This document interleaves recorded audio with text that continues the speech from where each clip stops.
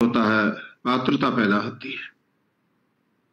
कहा है कि मुंतजिर किसका है ए कैदी, ए जिंदाने जुनूं, रक्स करना है तो फिर पाँव की जंजीर न देख। कि अरे प्रेम रूपी बंदी ग्रह के पागल कैदी, अगर तुझे प्रेम का नृत्य ही करना है, प्रेम का खेल खेलना है, तो फिर इस इंतजार में ना रहे कि मेरे पाँव की बेड़ी कट जाएगी, तब मैं बेफिक्र होकर नृत्य करूंगा। तेरा ऐसा सोचना बिल्कुल गलत है। तुझे इसी हाल में ही इस प्रेम का खेल खेलना चाहिए।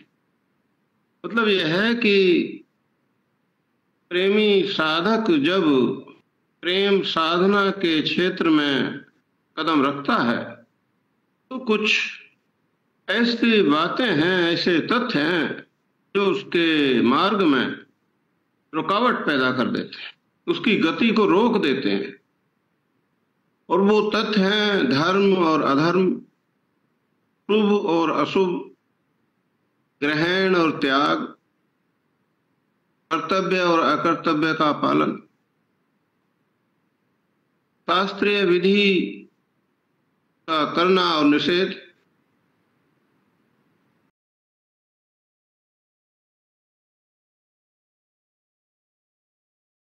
ये सब और भी झंझट हैं जो इस रास्ते में पैदा होते हैं, रुकावट डालते हैं। हालांकि शुभ का करना और अशुभ का त्याग या कर्तव्य का निर्वाह करना और अकर्तव्य को छोड़ना, ये पालन करने योग्य है, क्योंकि बिना ऐसा किए साधक के हृदय की शुद्धि नहीं हो सकती। और फिर वो जब तक शुद्धि नहीं होगी साधना के मार्ग में आगे भी नहीं बढ़ सकता। किंतु जब तक इस काम में भी निष्काम भावना ना आ जाए, तब तक दोनों ही आगे आने वाली जो स्थितियां हैं उनके संस्कार वो बीज पैदा करते हैं, और जिसके फलस्वरूप जीव के भोग करने के लिए जन्म, जाति, आयु और उसका प्रारब्ध, ये सब उसे प्राप्त होते हैं। और वो इस कष्टों से भरे हुए संसार में बार बार आता है, आना पड़ता है। यही इस जीव के पांव की ना कटने वाली बेड़ी है, बार बार जन्म और मृत्यु। कामना किसी प्रकार की भी हो, जिस वस्तु की कामना की गई है उसका चिंतन करने से उस वस्तु के प्रति लगाव हो जाता है, जो जीव के बंधन का कारण होता है। बल्कि जैसे बंधन में डालने वाले जो विषय हैं, उनका जो अनुराग है वो जीव के पांव की बेड़ी है। त्यागने योग्य विषयों को त्यागने पर उनका द्वेष भी उसी तरह बंधन का कारण है, क्योंकि राग से जिस प्रकार चिंतन होता है, द्वेष में भी उसी प्रकार चिंतन होने लगता है। और चिंतन का प्रभाव यह है कि अगर कोई विशेष विघ्न या बाधा बीच में ना आए तो वो चिंतन करने वाले विषय या वस्तु को प्राप्त करा देता है। इसलिए इस नियम के अनुसार चाहे संसारिक विषय की प्राप्ति की कामना हो या ईश्वर प्राप्ति की, सबकी सफलता में यही नियम छिपा रहता है। और उसके सामने दो वस्तुएं मौजूद हैं, एक विश्व और दूसरा वो विश्वंभर यानी कि ईश्वर। विश्व का निर्माण प्रकृति के द्वारा होता है और वो विश्वम्भर वो परमात्मा है। जिस परमात्मा की अध्यक्षता में ये प्रकृति इस संसार का निर्माण करती है। मनुष्य की कामना या चाहना इन्हीं दो की होती है, या इन दो में से भी किसी एक को प्राप्त करने की होती है, प्रकृति यानी कि संसार को या परमात्मा को। किंतु इन दोनों चीजों के गुणों में बहुत अंतर होने से मनुष्य एक को अधिक और दूसरी को कम चाहता है। प्रकृति के द्वारा बने हुए विषय बड़े ही आकर्षक हैं, बड़े सुंदर लगते हैं, बड़े मन को मोहने वाले हैं और बड़े प्रिय लगते हैं। इसलिए जीव इनकी ओर बिना प्रयास के ही अपने आप खींचता चला जाता है। और परमात्मा ये तो अतीन्द्रिय है, इंद्रियों से परे है, इसमें जीव की रुचि नहीं होती। इसलिए ईश्वर की तरफ चलने का मार्ग शुष्क और कठिन जान पड़ता है उसे। इसलिए उधर जाने की तो बात दूर, मनुष्य उधर झांकना भी नहीं चाहता। इस बात से ये स्पष्ट है कि जीव ईश्वर की अपेक्षा संसार के विषयों को ज्यादा चाहता है, लेकिन परिणाम इसका उसकी आशा के बिल्कुल विपरीत होता है। वो इस संसार को भी आनंद की प्राप्ति के लिए चाहता है, लेकिन वो प्राप्त नहीं होता। परमात्मा प्राप्ति का जो मार्ग है वो शुरू में बहुत पतला है, संकरा है, उबड़ खाबड़ है, बड़ा कठिन है, रुचिकर भी नहीं है, दुखों से भरा है। लेकिन आगे चलकर ये परमात्मा की तरफ जाने वाला रास्ता बहुत चौड़ा राजमार्ग की तरह, बड़ा सरल, अच्छा लगने वाला, आनंददायक हो जाता है और संसार से पार करने वाला हो जाता है। इसलिए इस रास्ते को श्रेय मार्ग या कल्याणकारी मार्ग कहते हैं। और संसार की ओर जाने वाला जो मार्ग है वो इस मार्ग के विपरीत शुरू में बहुत चौड़ा है, बड़ा सुंदर है, बड़ा सरल लगता है, अपनी तरफ खींचने वाला है, आकर्षक, बड़ा प्यारा है। इसलिए इस मार्ग को प्रेम मार्ग या प्रिय मार्ग कहते हैं।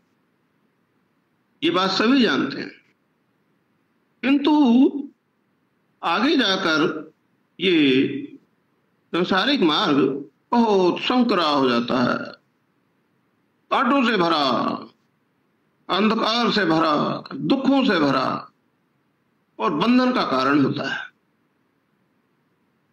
तो अब ये बात स्पष्ट है कि ईश्वर की तरफ जाने वाला जो रास्ता है वो परिणाम में अच्छा है, और संसार की ओर जाने वाला जो रास्ता है उसका परिणाम बुरा है।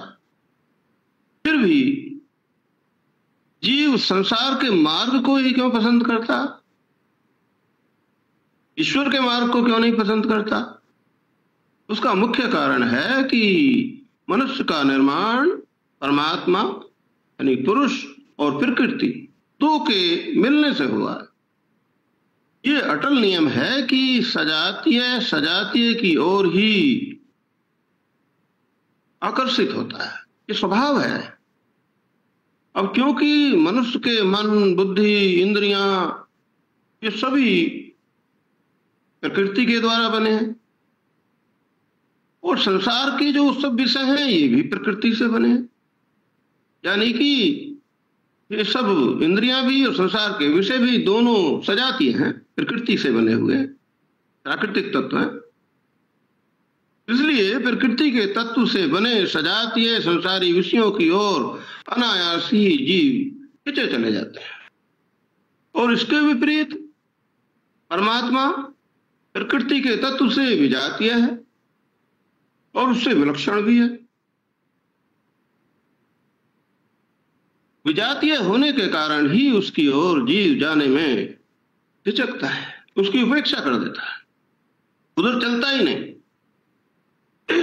जानता भी है कि इधर चलने में उसका भला है, फिर भी नहीं चलता। अगर मन, बुद्धि इन सब को किसी प्रकार ये निश्चय हो जाए कि दुख और बंधनों से छूटने का उपाय एकमात्र ईश्वर की शरण में पहुंचना है और संसार का मार्ग केवल धोखा है, दुखों से भरा हुआ है, दुख देने वाला है, तो वो फिर कभी भी संसार की चमक दमक से मोहित नहीं होगा। किंतु ये केवल उन महापुरुषों के संग और उनकी कृपा से ही होता है जिन्होंने अपने अभ्यास और वैराग्य और गुरु के आशीर्वाद से इस मार्ग को अच्छी तरह अनुभव कर लिया है और दूसरों को भी जो कराने में समर्थ हो गए।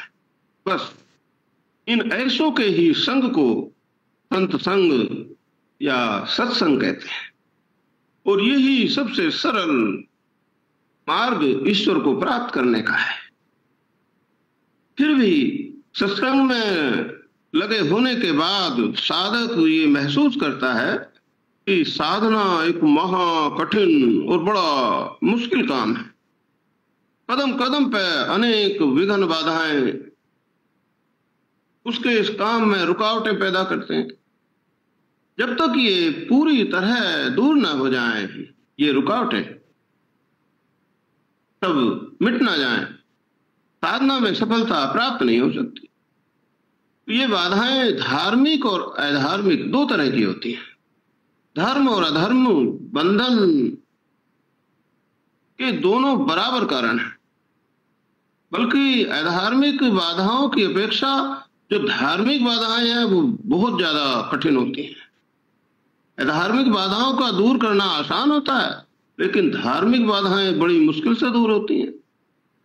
अब साधक इन विघ्न बाधाओं से घबरा के साधना की ओर से हट जाता है और फिर ऐसा विचार करने लगता है कि पहले इन विघ्न बाधाओं को दूर कर लूं, तब मैं फिर बाद में इनसे निपट कर साधना करूंगा। इसलिए वो साधना से उदासीन हो जाता है और इन विघ्न बाधाओं को दूर करने में लग जाता है। लेकिन बहुत समय तक भी प्रयत्न करने के बाद भी नतीजा कुछ नहीं होता, सिफर, यानी कि उसका समय बेकार ही नष्ट हो जाता है। वो ये नहीं जानता कि विघ्न साधना के द्वारा ही दूर हो सकते हैं और किसी तरह दूर नहीं हो सकते। साधना स्वयं एक युद्ध है जिसमें आसुरी और दैवी वृत्तियों से लड़ना होता है। दुर्गा सप्तशती में जिस देवासुर संग्राम का वर्णन हुआ है वो यही साधना युद्ध तो है जो पूर्ण 100 वर्ष तक चला है। वर्ष यानी कि इसका मतलब है कि मनुष्य की पूर्ण जो आयु है 100 वर्ष तक मानी जाती है, यानी कि जीवन भर ये युद्ध चलता ही रहता है। तब भी बिना गुरु और ईश्वर की शरण गए इस युद्ध में विजय का लाभ प्राप्त नहीं होता। गुरु और ईश्वर स्वयं ही इस युद्ध में उस जीव का साथ देते हैं, तब जीव के लिए वो उसके साथ युद्ध करते हैं, उसके पक्ष में, तब उसे सफलता मिलती है। अब गुरु और ईश्वर दोनों अभिन्न हैं, दोनों अलग अलग नहीं है। ठीक इसी तरह साधक गुरु की शरण लेकर पहले देवी वृत्तियों को अपने पक्ष में रखकर आसुरी वृत्तियों से युद्ध करता है और इन पर विजय पाता है, लेकिन फिर भी देखता है कि आसुरी वृत्तियों के हार जाने के बाद भी मेरा बंधन जैसे का तैसा बना हुआ है, क्योंकि हिंसा, झूठ, चोरी, व्यभिचार, दूसरे के धन का अपहरण, ये जैसे बंधन का संस्कार पैदा करते हैं, इसी तरह दया, परोपकार, परिवार का पालन पोषण, जाति प्रेम, राष्ट्र प्रेम, यज्ञ आदि ये धार्मिक सब सकाम शुभ कर्म भी संस्कार पैदा करते हैं। इसलिए जीव को इनके भोग के लिए बार बार संसार में आना पड़ता है। जिसलिए साधना की थी वो कार्य पूरा नहीं हुआ और इस बार बार आने जाने के जो एक क्रम है उसका वो कभी टूट नहीं पाता। महात्मा राजा भरत को हिरण के बच्चे पर दया करने के कारण ही 2 जन्म और लेने पड़े थे। लेकिन जब साधक गुरु के सामने विनय करता है, शरणागत हो जाता है कि प्रभु, जिन अच्छी वृत्तियों को बड़े प्रेम से मैंने पाला था, उनके संस्कार अब मेरे रास्ते में पहाड़ की तरह रुकावट बनकर मेरी साधना की गाड़ी को आगे चलने नहीं दे रहे, और इनका हटना मेरी सामर्थ्य के बाहर है। जब इस तरह व्याकुल प्राणों से वो गुरु की शरण जाकर अपने अहंकार का त्याग कर देता है, तो सदगुरुदेव अपनी सहज कृपा के कारण उस साधक का समर्पण करा लेते हैं। फिर वो गुरु के हाथ की मशीन बनकर इस संसार में अपना व्यवहार करता है। तब जैसे मशीन के काम का कोई संस्कार नहीं बनता, उसी तरह उस शिष्य के किसी भी कर्म का संस्कार नहीं बनता, और गुरु की कृपा को प्राप्त करके वो थोड़े समय में ही ईश्वर का दर्शन कर धन्य हो जाता है। तब परमात्मा दर्शन रूपी ज्ञान की अग्नि में उसके संचित कर्म संस्कार सब स्वाहा हो जाते हैं, और प्रारब्ध गुरु कृपा के सहारे वो भोग लेता है। अगले यानी कि क्रियमाण कर्म जो संस्कार बीज उनमें नहीं होता, वो अपना भोग देने में असमर्थ हो जाते हैं। इसलिए फिर बार बार वो संसार में आने जाने का जो क्रम है उसे तोड़ देता है, और परम पद की प्राप्ति उसे हो जाती है। यही एक ऋषियों के द्वारा दिया हुआ मार्ग है जो जीव के बंधन को तोड़ सकता है। जो लोग ऐसा विचार करते हैं कि पहले यम नियम आदि योग अंगों का पालन करके, परिवार पोषण आदि रूप कर्तव्यों का संपादन करके अपने रास्ते को निर्विघ्न बना ले, तब साधना करेंगे, तो ये बिल्कुल असंभव है। निर्विघ्न स्थिति तो अध्यात्म के क्षेत्र में बहुत ऊंची या बहुत अंतिम स्टेज पर है, जो साधना करने पर ऐसी स्थिति आती है। उसके आने पर ना फिर बंधन है, ना बंदी है, ना बंदी ग्रह, और ना फिर पांव की जंजीर है, ना बेड़ी। तब ना प्रेम का उन्माद है, फिर प्रेम का नित्य ही कैसे कर सकता है? इसीलिए तो कहा है कि रक्ष करना है तो फिर पांव की जंजीर ना देख। यानी कि अगर परमात्मा प्रेम रूप साधना की है, तो इन बंधन और विघ्नों पर विचार ना करो, इनके रहते हुए ही प्रेम साधना में बस लग पड़ो पक्के इरादे के साथ, और गुरु का सहारा लेकर इस प्रेम नित्य को करते चलो, और गुरु की कृपा के सहारे अपने जीवन को सफल बना लो। यही इस मनुष्य जीवन का श्रेयस है। उन समर्थ सदगुरु भगवान से यही प्रार्थना करते हैं, हे प्रभु, हम में ऐसी शक्ति सामर्थ्य नहीं है कि हम अपने सहारे साधना में भी आगे बढ़ सकें। बस आपके बिना कृपा, बिना सहारे के कुछ भी संभव नहीं है। आपके शरणागत हैं, हम सब पर कृपा करें, सब पर दया करें, दया करें।